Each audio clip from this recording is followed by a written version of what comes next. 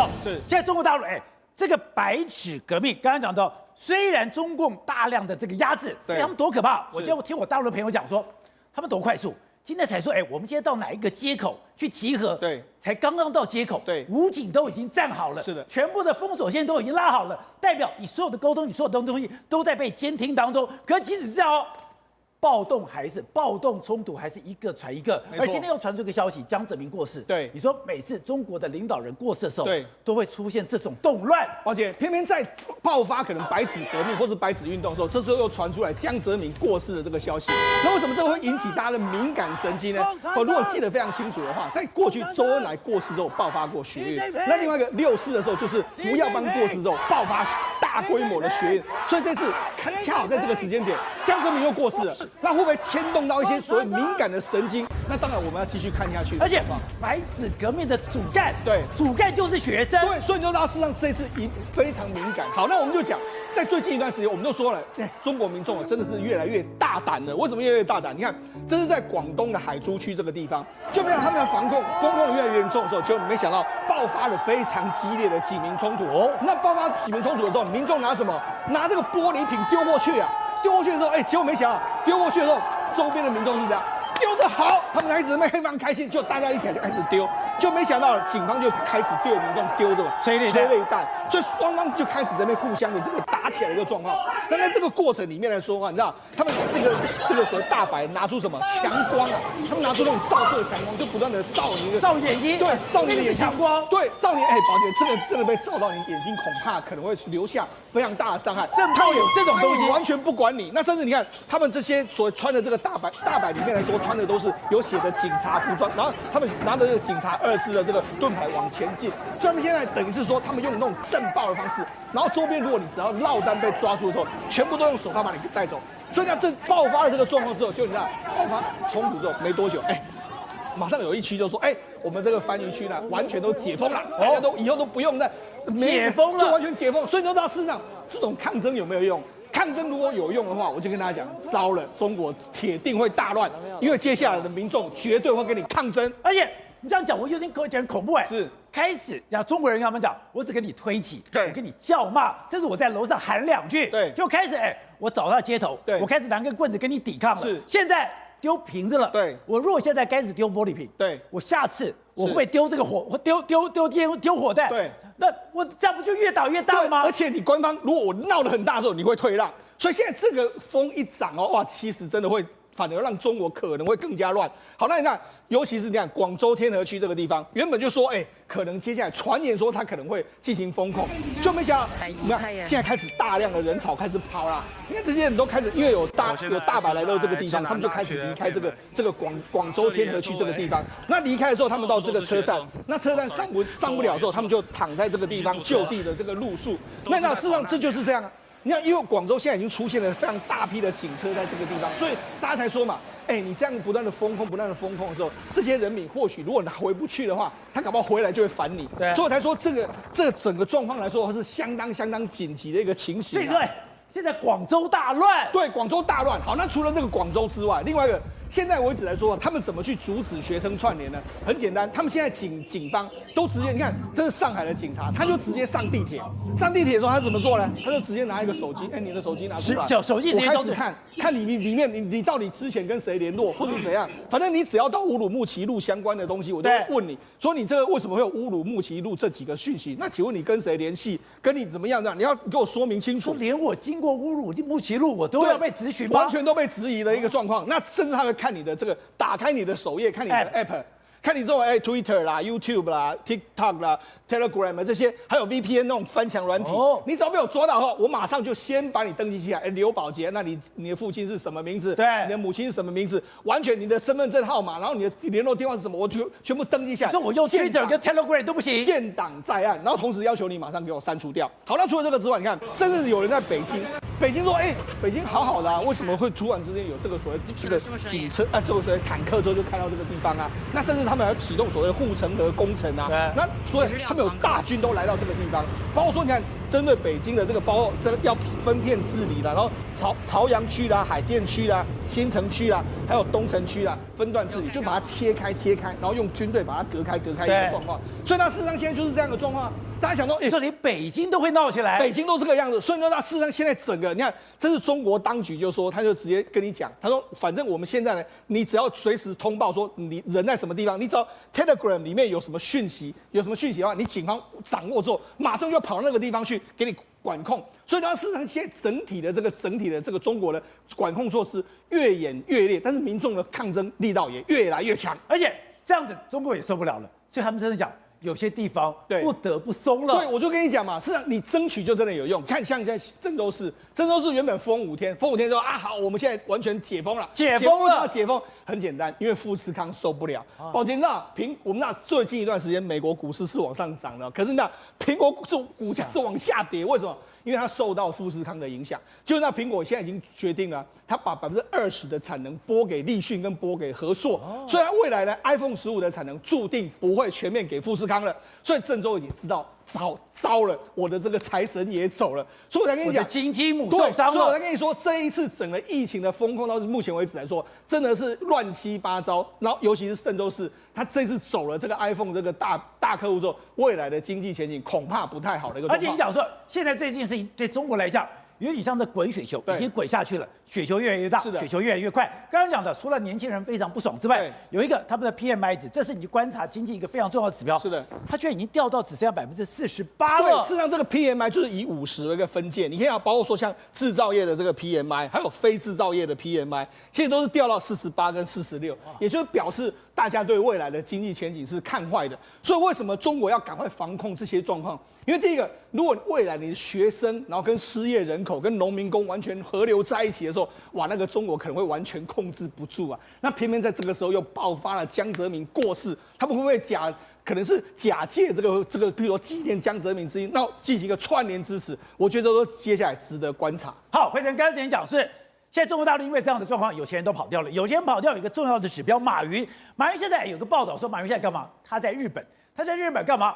每天泡汤、滑雪、洗温泉，也太爽了吧！是，宝杰哥，财去人安乐啊！马云因为被整顿了2年之后，把他很多的资产奉献给祖国之后，现在他终于可以出国了。而且是 Financial Times 说，事实上马云跟他家人已经在东京悄悄的生活了半年时间之久哦。而且呢，他们说他们主要都是在东京的银座，还会去呢玩之内金融区一个高级的一个俱乐部。然后呢，这个周末的时候呢，会到附近的滑雪场去滑雪、泡汤，看起来好像生活过得挺悠闲的。然后他们还有日本的一个相关艺术界的人员表示说，哦，马云现在常常来逛画廊，而且马云是来收藏了很多的画。马云自己本身现在也投入了一些画作的创作。简单讲，就是马云现在已经是艺术咖的马云，已经他现在是有钱没事干的马云。对啊，不能干啊，不能有事干，有事干就会出大事啊。所以呢，他们就说现在马云是一个疯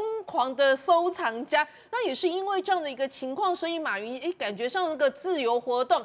除了在日本会出现之外，据说他还会去以色列跟美国偶尔出差，而这也是马云从2020年11月他的祸从口出那一句“中国金融监管就像是一个当铺行为”，就这样的一句话，他历经整整长达2年的一个这样子被共同富裕、再共同富裕，帮大家统计一下。那光是阿里巴巴的罚款就高达28亿美元。最近据说他们的一个蚂蚁金服又要被罚最后的一个10亿美元。然后呢，蚂蚁金服做了2件事情，可能让那个马云可以脱身的主要原因。第一件事情，他竟然跟国企共享10亿用户的支付宝数据。那人家也就是说，事实上马云会被整出的主要关键点，就是在于他掌握了全中国最重要的金流数据，现在他奉上了。第二件事情就是他们整个蚂蚁金服的集团里面最肥的那一块肉就是小额信贷这个部分，而小额信贷这个部分，它也导入了国企进来，等于是自己自削相关的市占率，然后与中国的国企共享共同富裕，这2件事情做了，所以才换来他现在所谓的自由之身。现在马云基本上有一点净身之户，你就当你的寓工，好好在日本待，他不敢回去了。他不敢回去了。不过呢，事实上他也是因为把该交代的资产都交代，配合政府，主动配合政府的共同富裕政策。事实上，过去这2年啊，我们都很少看到出来，他有出来的情况，其实就是在国外。那现在呢，人又出现在那个东京这个情况，所以呢，就很多人就看到马云的情况之后，就说了一句话，什么一句话呢？中国要你要逃没关系，留下买命财。对，刚刚讲的是广州让我有点吓到是一开始是推挤，然后叫骂，然后拿个棍子突来突去，现在丢玻璃瓶，那丢了玻璃瓶，那下一个不就汽油弹了吗？那中国现在闹得越来越大，民众抗争的等于说他的层级手段越来越强了吗？对，既然是越来越强的话，中央政府就会越来越强来镇压。你看到所有的武警或是所有的相关的军队都已经准备好了。现在来讲的话，广州这个汽油弹的概念，像不像香港在街上这种汽油弹的这个概念？那这时候呢，中央如果不出手的话，地方如果不镇压的话，那这个是会不断的一直连烧到很多地方去哦。为什么这么讲呢？因为你知道，现在中共中央在推责任，推什么责任？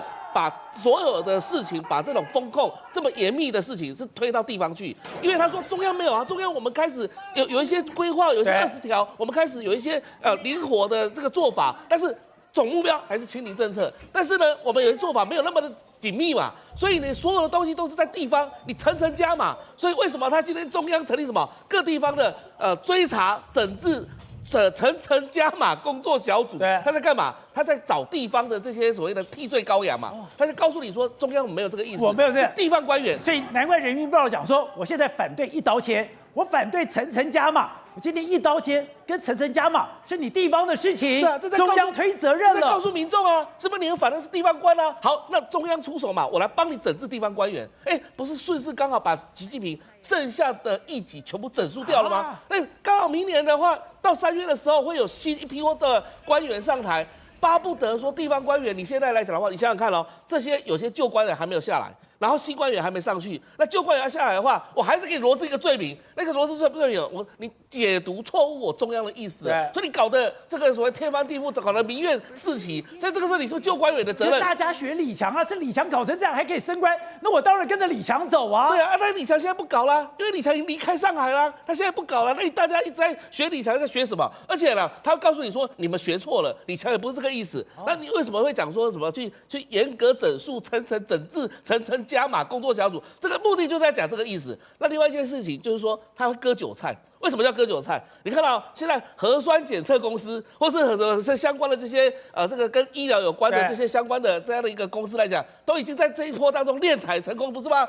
中央现在割到尾了，现在把这些全部都收到，把钱全部收到中央来，那你这些人全部都是贪财嘛，那都是贪国难财嘛。所以你说这些快筛的、做疫苗的，你这些钱。他要刮到中央来了，对啊，趁这个机会然后刮到中央来啊。那你再下来，他不会去得罪知识分子，因为你看到这些上街头的，全部都会喊出中华人民共和国宪法，然后会喊出所有相关的这些条文，会告诉你说，这些人其实都是有知识的。那现在就是地方引起的这样的一个这个问题嘛，所以我今天来讲的话，重要就是整治地方。那所以习近平他其实不会告诉他说自己的政策是错的，而他认为说是地方执行上面是有错的，所以今天才会搞这种天翻人覆的一个情况。好，所以董事长，今天刚刚讲到的，现在中国还在，我觉得广州那个太夸张了。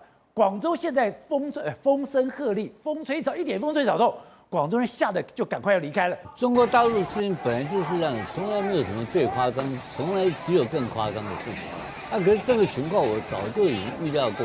今天我会看到外媒也在讲，这个整个情况，中共的中央政府还是很有把握的把情况控制住，还可以控制。控制该没有什么事情。我听朋友讲说，那很恐怖的，你知道吗？